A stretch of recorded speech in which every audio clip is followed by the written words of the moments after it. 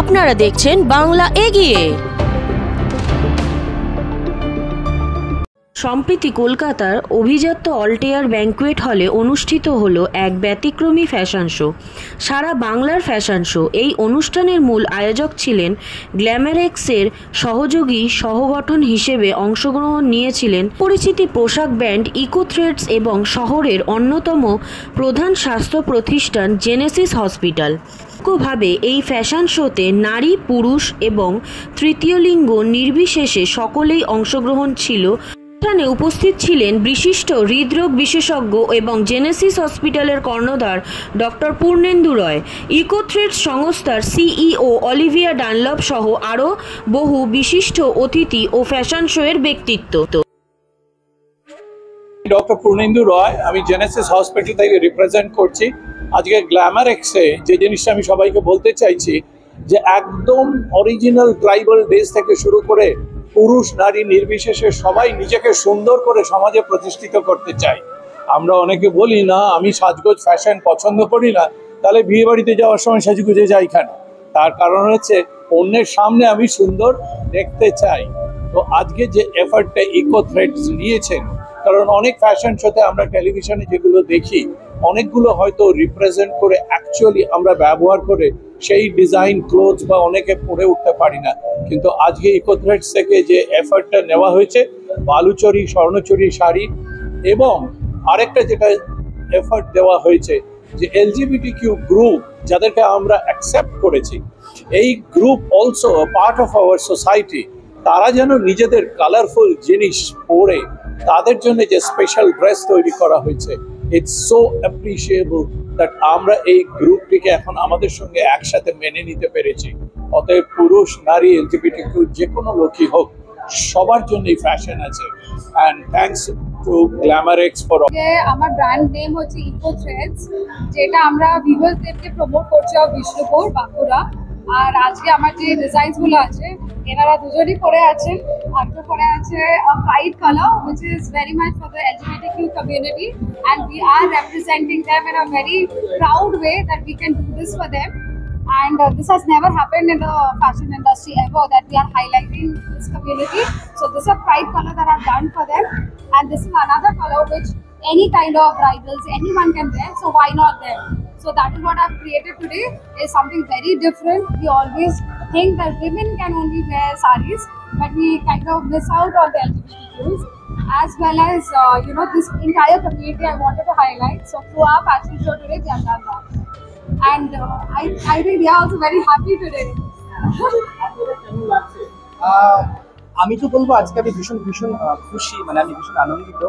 Eco থ্রেডসকে ধন্যবাদ জানাবো, Olivia দিকে ধন্যবাদ জানাবো, কারণ আমার এই একটাই লড়াই ছিল বহুদিন থেকে। আমি সব জায়গায় একটা কথাই বলে আসি যে মেয়েরা যেমন শাড়ি ইউজ করে, মেয়েরা যেমন মেকআপ ইউজ করে, কিছু গয়না ইউজ করে, কিন্তু বিভিন্ন প্রমোশনে মেয়েদেরকে শুধুমাত্র মডেল হিসেবে নেওয়া হয়।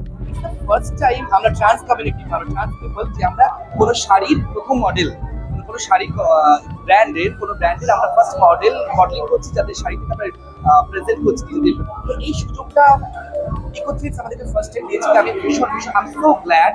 আমি ইকো থ্রেডসকে ধন্যবাদ জানাই, আমি অলিভিয়াকে ধন্যবাদ জানাই যে এরকম কাজ আরো বেশি বেশি করে হোক এবং তার পথচলাটা আরো সুগম আর সুন্দর। কারণ এই এত সুন্দর কালেকশন, আমি না প্রথমে এসে এই শাড়ির কালেকশনগুলো দেখছি তো ভীষণ ডিফারেন্ট কালেকশন, এবং বালুচরী স্বর্ণচরী বলি যে আমি না পৃথিবীর সবাই আবার নিলে ভালোই লাগবে, মানে आउट ऑफ द वर्ल्ड লাগবে। उनके साथ पे आ सकते खड़ा हूँ मैं, और and thanks to Glamorex, thanks to Shoika Piyush, thanks to doctor Olivia Dunlop, আমাদের অঞ্জলি ডানলপ ম্যাডামকে। বিকজ আমরা কোথাও ফিল করতাম যে সবসময় ছোটো থেকে দেখে আসি মাকে শাড়ি পরতে, বান্ধবীদের দেখি, গার্লফ্রেন্ডকে দেখি, মানে তো আই ফিল কোথাও যে শাড়ি শুধু মেয়েরাই পরতে পারে, এটা জানতাম ছোটোর থেকে।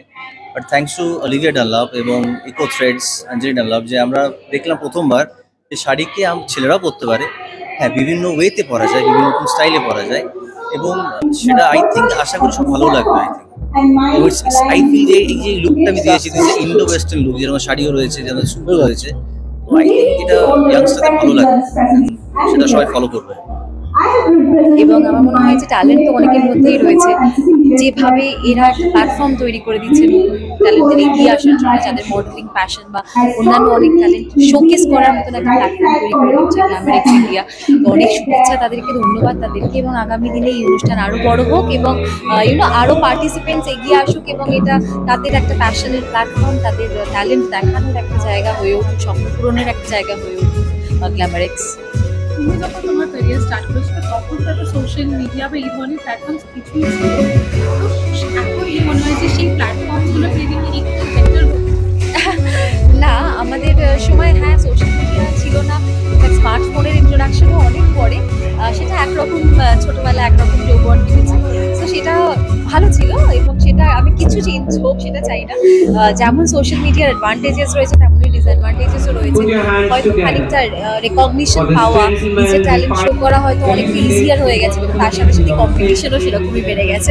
এখন লড়াইটাও সেরকমই হাড্ডাহাড্ডি হয় এবং প্রত্যেকটা ভিউ প্রত্যেকটা লাইক কাউন্ট করে, মানে এবং যারা এই বিষয়টা নিয়ে খুব প্যাশনেট তাদের জন্য এটা একটা কনস্ট্যান্ট স্ট্রেস, কারণ you can't switch off your phone, এটা 24/7 একটা নোটিফিকেশন আসছে এবং আমার মনে হয় ওই স্ট্রেসটা আই উড নট আমি থ্যাংক গড তার আগে কি বলবো যা কাজ করার পেরেছি।